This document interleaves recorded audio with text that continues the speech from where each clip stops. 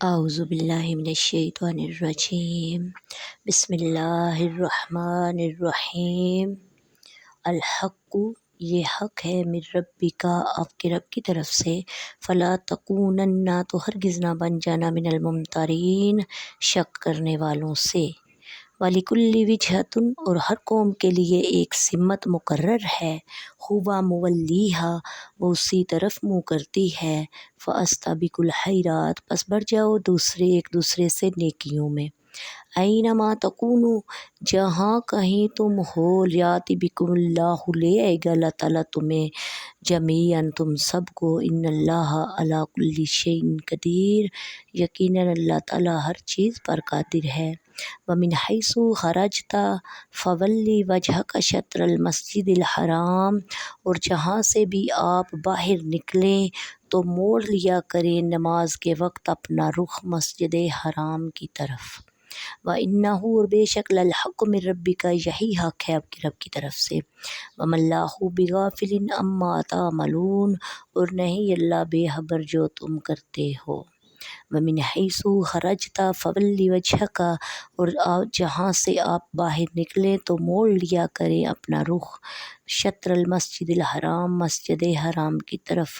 وَحَيْثُ مَا كُنْتُمْ فَوَلُّوا وُجُوهَكُمْ، اور اے مسلمانوں جہاں کہیں تم ہو تو پھیر لیا کرو اپنے منہ شطرہ، اس کی طرف، لئلا یکون، تاکہ نہ رہے لوگوں کو، علیکم حجۃ، تم پر کوئی اعتراض کی گنجائش، الا الذین، مگر سوائے ان لوگوں کے، ظلموا، جنہوں نے ظلم کیا یا جو نا انصافی کریں، منہم، ان میں سے، فلا تخشوہم، سو تم نہ ڈرنا ان سے، واخشونی، اور مجھ ہی سے ڈرا کرو، ولیتم نعمتی علیکم ولعلکم تہتدون، تاکہ میں پورا کروں اپنا انعام تم پر، تاکہ تم راہ راست پر ثابت قدم رہو۔ کما، جیسے کہ ارسلنا، ہم نے بھیجا، فیکم، تم میں، رسولاً، تمہارے پاس رسول، منکم، تم میں سے، یتلو، پڑھتا ہے جو، علیکم، تم پر، آیاتنا، ہماری آیتیں، ویزکیکم، اور وہ پاک کرتا ہے تمہیں، ویعلمکم الکتاب والحکمۃ، اور سکھاتا ہے تمہیں کتاب اور حکمت، اور تعلیم دیتا ہے تمہیں، ویعلمکم ما لم تکونوا تعلمون، اور تمہیں ایسی باتوں کی تعلیم دیتا ہے جنہیں تم نہیں جانتے تھے۔ فاذکرونی، سو تم مجھے یاد کیا کرو، اذکرکم، میں تمہیں یاد کیا کروں گا، واشکروا لی، اور شکر ادا کیا کرو میرا، ولا تکفرون، اور میری ناشکری نہ کیا کرو۔ یا ایھا الذین آمنوا، اے ایمان والو، نستعین بالصبر والصلاۃ، مدد طلب کیا کرو صبر اور نماز کے ذریعے، ان اللہ مع الصابرین، بے شک اللہ تعالیٰ صبر کرنے والوں کے ساتھ ہے۔ ولا تقولوا، اور نہ کہا کرو، لمن یقتل، جو قتل کیے جاتے ہیں، فی سبیل اللہ، اللہ کی راہ میں، اموات، کہ وہ مردہ ہیں، بل احیاء، بلکہ وہ زندہ ہیں، ولکن لا تشعرون، لیکن تم اسے نہیں سمجھ سکتے۔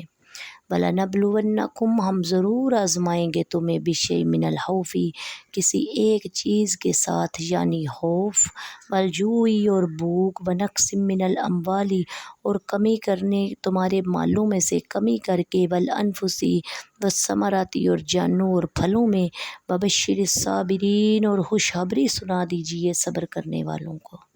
الذین، وہ لوگ، اذا اصابتہم، جب پہنچتی ہے انہیں مصیبت، کوئی مصیبت، قالوا، وہ کہتے ہیں، انا للہ، بے شک سب اللہ کا ہی ہے، وانا الیہ راجعون، اور یقیناً ہم اسی کی طرف لوٹنے والے ہیں۔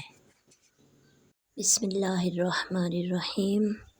تفسیر سورۃ البقرہ کی آیت نمبر 147 کی۔ الحق من ربک، حق وہی ہے جو تیرے رب کی طرف سے ہے۔ قبلہ کی تبدیلی اللہ تعالیٰ کی طرف سے ہے، لہٰذا حق ہے تو اس میں شک نہ کیا جائے۔ یوں ہی اللہ تعالیٰ کی طرف سے آنے والا ہر حکم حق ہے، اگرچہ اس کی حکمت ہمیں سمجھ آئے یا نہ آئے، لیکن حق وہی ہوگا، اور مسلمان کا کام ہے اسے ماننا، اس پر عمل کرنا، کسی بھی طرح اس کے حالات میں شک کرنے کی گنجائش نہیں ہے۔ وَلِكُلِّ وِجْهَةٌ، اور ہر ایک کے لیے توجہ کی ایک سمت ہے۔ اس آیت میں تبدیلی قبلہ کی ایک اور حکمت بیان کر دی گئی کہ ہر امت کے لیے ایک قبلہ مقرر کیا گیا۔ تو جب امت محمدیہ ایک امت ہے تو سب سے افضل ترین امت ہے، تو ان کے خصوصی امتیاز کے لیے ان کا قبلہ دوسروں سے جدا گانا بنایا گیا، اور اس میں خصوصیت یہ ہے کہ ان کا یہ قبلہ ہمیشہ کے لیے ہے، کبھی تبدیل نہیں ہوگا۔ فَاسْتَبِقُوا الْخَيْرَاتِ، نیکیوں میں آگے نکل جاؤ، یعنی قبلہ کا موضوع طے ہو گیا، لہٰذا اب صرف اسی بحث میں نہ رہو بلکہ اللہ تعالیٰ کی عبادت و اطاعت اور دین کے کاموں میں ایک دوسرے سے سبقت لے جانے کی کوشش کرو۔ مقابلہ کس چیز میں کرنا چاہیے؟ اس آیت میں ایک بڑی بھی پیاری بات سمجھائی گئی کہ مال و دولت، عہدہ و منصبت، شہرت و مقبولیت، دنیا داری ایسی چیزیں نہیں کہ ایک دوسرے سے ان کے بارے میں مقابلہ کیا جائے، بلکہ یہ سب تو آزمائش اور محض دنیاوی زندگی کی زیب و زینت، دھوکے کا سامان، فنا ہونے والی کمائی ہے۔ باقی رہنے والی اور مقابلے کے قابل چیز تو اللہ تعالیٰ کی عبادت ہے، اس کی اطاعت، جنت اور اس کی رضا ہے، جس کی طرف اللہ تعالیٰ نے بار بار بلایا ہے۔ صحابہ کرام کی سیرت میں نیکیوں کے مقابلے میں سبقت لے جانے کے بکثرت نظارے دیکھے جا سکتے ہیں، جیسے کہ حضرت عمر فاروق غزوہ تبوک میں گھر کا آدھا سامان لے کر حاضر ہوئے تو سیدنا صدیق اکبر گھر کا سارا سامان لے آئے۔ صحابہ کرام میں باپ بیٹے میں جہاد میں شرکت کے لیے بحث ہوتی، ہر کوئی کہتا میں شرکت کروں گا، تم گھر پر رہو، حتیٰ کہ معذور صحابہ بھی اور راہ خدا میں شہادت کے لیے بے قرار ہو جاتے تھے۔ اینما تکونوا، جہاں کہیں بھی تم ہو، یعنی اے مسلمانوں، اہل کتاب، تم جہاں کہیں بھی ہوگے، قیامت کے دن اللہ تعالیٰ تم سب کو اکٹھا کر کے لے آئے گا۔ وہ اطاعت گزار بندوں کو ثواب دے گا، نافرمانوں کو عذاب میں مبتلا کر دے گا۔ بے شک اللہ تعالیٰ ہر شے پر قدرت رکھنے والا ہے۔ تو وہ مخلوق کو مرنے کے بعد دوبارہ زندہ کرنے، اطاعت گزاروں کو ثواب دینے، سزا کے مستحق افراد کو عذاب دینے پر قدرت رکھتا ہے۔ وَمِنْ حَیْثُ خَرَجْتَ، اور تم جہاں کہیں بھی ہو۔ اس رکوع میں 3 مرتبہ نبی کریم صلی اللہ علیہ وآلہ وسلم اور مسلمانوں کو مسجد حرام یعنی کعبہ کی طرف منہ کر کے نماز پڑھنے کا حکم دیا گیا۔ اس سے بظاہر ایسا لگتا ہے تکرار ہے، لیکن یہ در حقیقت یہ تکرار نہیں، کیونکہ ہر بار کے حکم کی علت جدا ہے۔ پہلی بار مسجد حرام کی طرف منہ کر کے نماز پڑھنے کا حکم دیا گیا تو اس میں علت یہ بیان ہوئی کہ اللہ تعالیٰ اپنے حبیب کی رضا جوئی کے لیے مسجد حرام کو قبلہ بنایا اور نماز میں اس کی طرف منہ کر کے پڑھنے کا حکم دیا۔ دوسری مرتبہ جب مسجد حرام کی طرف منہ کرنے کا حکم دیا تو اس کی علت یہ بیان کی گئی کہ اللہ تعالیٰ نے ہر امت کا الگ الگ قبلہ بنایا ہے، جس طرف منہ کر کے وہ نماز پڑھتے ہیں۔ جب امت محمدیہ بھی ایک امت ہے تو ان کا قبلہ مسجد حرام کو بنایا گیا، اس کی طرف منہ کر کے انہیں نماز پڑھنے کا حکم دیا گیا۔ تیسری وجہ یہ ہے کہ یہ علت اس لیے بیان ہوئی کہ قبلہ کے معاملے میں یہودی مسلمانوں کے خلاف کوئی دلیل قائم نہ کر سکیں۔ وَمِنْ حَیْثُ، اور جہاں کہیں بھی تم ہو، إِلَّا الَّذِينَ ظَلَمُوا، سوائے ان لوگوں کے اللہ تعالیٰ کی طرف سے تو حجت پوری ہو چکی، اب اگر کوئی اعتراض کرتا ہے تو وہ خود ظالم ہے۔ یاد رہے دین کی راہ میں طعنے سننا انبیاء کی سنت رہی ہے۔ فَلَا تَخْشَوْهُمْ، اس آیت میں حکم دیا جا رہا ہے تم کعبہ کی طرف منہ کر کے نماز پڑھنے کی وجہ سے کفار کی طرف سے ہونے والے اعتراض سے نہ ڈرو، ان کے طعنے تمہیں کوئی نقصان نہیں پہنچا سکتے، تم میرے حکم کو پورا کرو، مجھ سے ڈرو، میرے حکم کی مخالفت نہ کرو، بے شک میں ہی تمہارا مددگار ہوں۔ کما ارسلنا فیکم رسولا منکم، جیسا کہ ہم نے تمہارے درمیان ایک رسول بھیجا۔ خانہ کعبہ کی تبدیلی اللہ تعالیٰ کی بہت بڑی نعمت تھی۔ اب اس سے بڑی نعمت یعنی حضور صلی اللہ علیہ وسلم کا بیان ہے، جیسے ہنا کعبہ حضرت ابراہیم علیہ السلام سے نسبت ہے، ایسے ہی ہمارے آقا علیہ الصلوۃ والسلام حضرت ابراہیم سے نسبت ہے۔ کعبہ حضرت ابراہیم کی تعمیر کا نتیجہ ہے، اور حضور صلی اللہ علیہ وسلم اس تعمیر کے بعد دعا کا ثمرہ ہے۔ اللہ تعالیٰ کی سب سے بڑی نعمت، یاد رہے کہ حضور پر نور صلی اللہ علیہ وآلہ وسلم اللہ تعالیٰ کی سب سے بڑی نعمت ہے۔ حضور اقدس صلی اللہ علیہ وآلہ وسلم کو اللہ تعالیٰ نے خود احسان دے کر اپنا احسان جتا کر فرمایا، لقد من اللہ، بے شک میں نے تم پر مومنو احسان کیا، تمہیں اپنا ایک رسول مبعوث تم میں سے کیا۔ اور وہ رسول بھی کیسے ہیں؟ قرآن و علم، قرآن فہم، قرآن اسرار قرآن، حکمت طہارت، نفس تزکیہ اور قلب کی اصلاح، ظاہر و باطن اور دنیا اور آخرت کی ساری بلائیاں دینے والے ہیں۔ خذ من اموالہم صدقۃ تطہرہم وتزکیہم، اللہ تعالیٰ بیان فرماتا ہے حبیب تم ان کے مال سے زکوٰۃ وصول کرو جس سے تمہیں ان ستھرا اور پاک کرو، ویعلمکم، وہ تمہیں تعلیم دیتا ہے، یہ معلوم نہیں تمہیں، جو تمہیں معلوم نہیں ہے وہ تعلیم دیتا ہے۔ قرآن اور احکام الہیہ جو ہم نہیں جانتے تھے وہ تاجدار رسالت نے ہمیں سکھائے۔ نبی کریم صلی اللہ علیہ وآلہ وسلم سب کچھ سکھاتے ہیں۔ حقیقت یہ ہے کہ صرف ظاہری مضامین قرآن اور اللہ تعالیٰ کے احکام ہی نہیں ہیں، بلکہ حضور پر نور سب کچھ سکھاتے ہیں، کیونکہ اللہ تعالیٰ اولین و آخرین کے علوم کے جامعہ نبی پاک صلی اللہ علیہ وآلہ وسلم کو بنا دیا۔ یعنی آپ حسن و جمال اور اخلاق میں تمام نبیوں پر فائق ہیں، علم و کرم میں اب کوئی آپ کے برابر نہیں ہو سکتا۔ یا ایھا الذین آمنوا، اے ایمان والو، اس سے پہلی آیات میں ذکر اور شکر کا بیان ہوا ہے کہ صبر اور نماز کا ذکر کیا جا رہا ہے، کیونکہ نماز ذکر اللہ اور صبر شکر پر ہی مسلمانوں کی زندگی کامل ہوتی ہے۔ اس آیت میں فرمایا گیا کہ صبر اور نماز سے مدد مانگو۔ صبر سے مدد طلب کرنا یہ ہے کہ عبادات کی ادائیگی، گناہوں سے رکنے، نفسیاتی خواہشات کو پورا نہ کرنے پر صبر کیا جائے۔